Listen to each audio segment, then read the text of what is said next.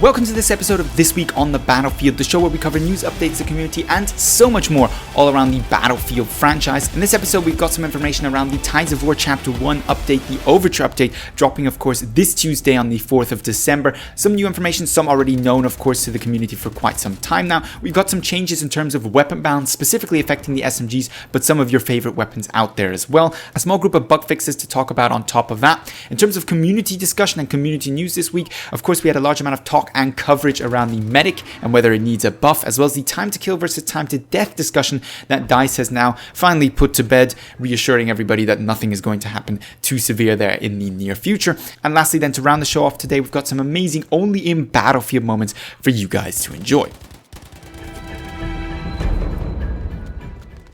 So the first actual content update, first update of Tides of War Chapter 1 is scheduled for release this coming week. And with it, of course, we're getting a new map, Panzerstorm. We've pretty much all already seen footage of it and learned a little bit about it. It's essentially going to be a tank and infantry focused map, although as far as we know now, there's actually also going to be some aircraft on there as well, if I'm not mistaken. We're also going to be getting the practice range alongside this update, some vehicle visual customization, something I am personally looking forward to very much, making that tank look just the way I would like to make it look. In keeping with tanks, we're getting the last Tiger war story, the last war story to release, something those of you who like the single player in Battlefield 5 will of course be looking forward to as well. Then in addition, we're getting some new weapons, that's no secret, but some of the weapons that we're actually going to be getting are known to the community at this point. On the one hand, we're going to be getting the Vickers K SMG, which in real life shoots around 950 to 1,200 rounds per minute. We'll have to see how exactly DICE decides to balance this in-game. Besides that, we're going to be getting the Selbstlader 1906, which of course we already had in Battlefield 1, and there was an SLR, so I expect it to behave similar to the auto-loading and the RSC that are already currently available to the Scout. And besides that, we're also confirmed going to be getting the AGM-42, which is a Swedish semi-automatic rifle which shoots at about 40 rounds per minute. Looks like we're going to be getting the weapon once more for the Scout class, unless of course DICE decides to add this to the semi-automatic rifles that the Assault has, in which case though they're going to have to at least do something about the fire rate, because 40 rounds per minute is just abysmal. That's okay for a bolt action or for a sniper rifle, but won't of course work for the semi-autos that we have in the game at this point. In terms of weapon balance changes, we've of course got the big updates to the SMGs, in form of generally for all SMGs pretty much across the board, increased muzzle velocity and reduced bullet drag to improve their effectiveness at medium to long range. We've got an increased 5 bullet to kill range from 25 meters all the way out to 30 meters now, and better sustained accuracy while aiming down sight and stationary. Whether that's going to be enough to make the SMGs really an effective category of weaponry, I personally doubt. That's simply down to the fact that this is improving their performance at mid-range, where they're going to be basically outgunned by the LMGs and ARs one way or another, and not really in close quarters, which is where they really kind of need to be buffed compared to some of the other weapons out there. In terms of general weapon balance, we're going to have a 4 bullet kill range for the SMGs and LMGs being extended from 9 to 10 meters and added to the ARs. Those previously weren't able to 4-shot kill in close quarters. Now, with the exception of the M1907 SF, you're actually going to be able to 4-shot down your targets all the way out to 10 meters with the other available assault rifles. In terms of individual weapon balances that are worth mentioning, because there's plenty of smaller adjustments that aren't really going to impact weapon performance too much, we're going to see the KE7 get quite significantly nerfed. No surprise there, getting about 25% extra horizontal recoil and the removal of the recoil buffer specialization, which of course is a reduction in vertical recoil, replacing that with a quick aim. So the KE7 very much is going to be a little bit harder to control and significantly harder to use accurately at medium long ranges. Besides that, we're getting the removal of the damage reduction, which applies to hitting lower body and upper arms with bolt actions in Battlefield 5, which means you're going to be guaranteed a 55 minimum damage when hitting targets at all ranges in your average scenario now when using those scout rifles. Next to that, we've got the Gewehr 1.4 receiving a small buff, but worth mentioning with its 3-hit kill extended from 25 to 30 meters, whereas the Turner SMLE is seeing a small nerf, whereas it was previously able to kill somebody by placing 1 shot in the head, 1 shot in the body, all the way out to 35 meters. This is now going to be reduced down to 30.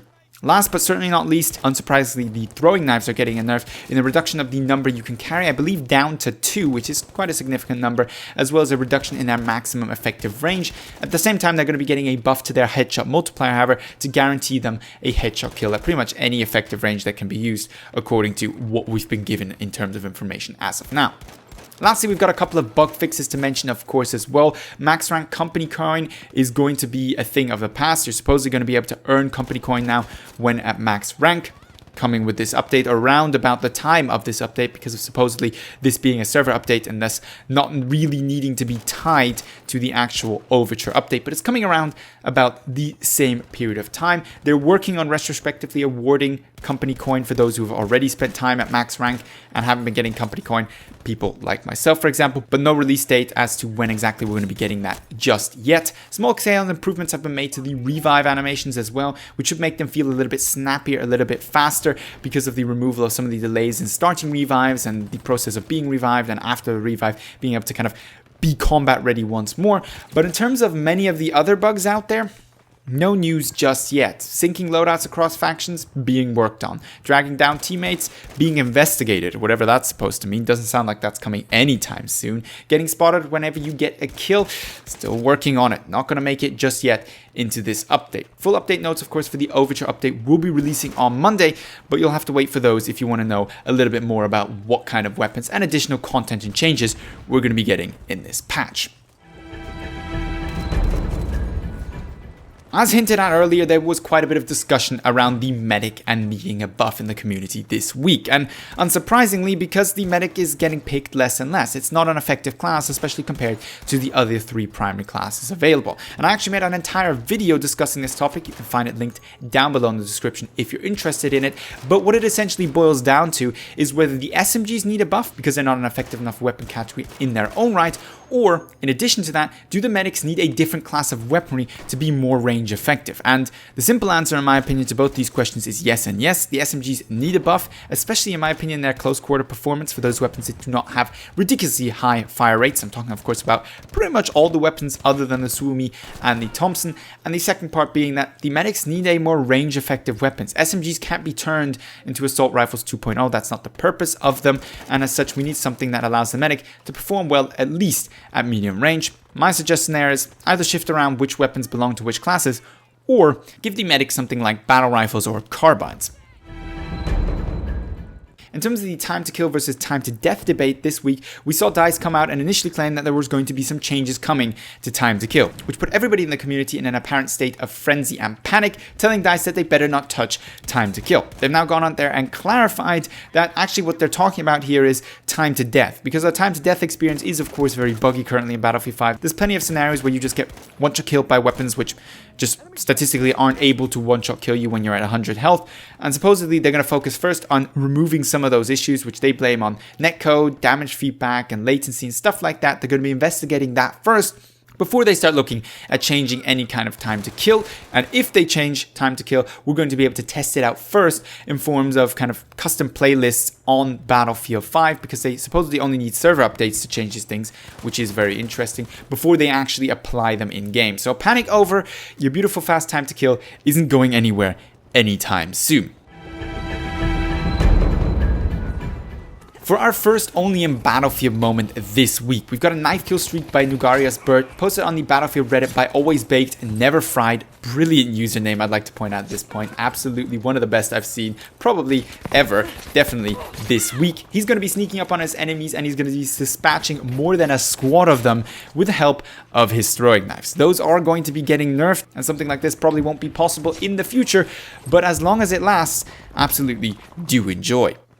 Over on Armada, we have Nugarius Bird back again, once again posted by Always Baked and Never Fried on the Reddit forums. He's going to be joining in on a game with a bomber pilot who is clearly, I don't want to say abusing the overpowered bomber, but definitely abusing the overpowered bomber. And he's going to decide to end this guy's 100 plus kill streak by taking him out quite effectively with a rocket launcher. But he's going to go further than that. He's going to take him out a second time, proceed then to go on to get a 12 bang with a V1, as well as taking out a vehicle. And then just to round things off right towards the end, get that bomber pilot one more time. Absolutely awesome stuff. Can only imagine the satisfaction that must have been taking that pilot out the first time, ending a 100 kill streak.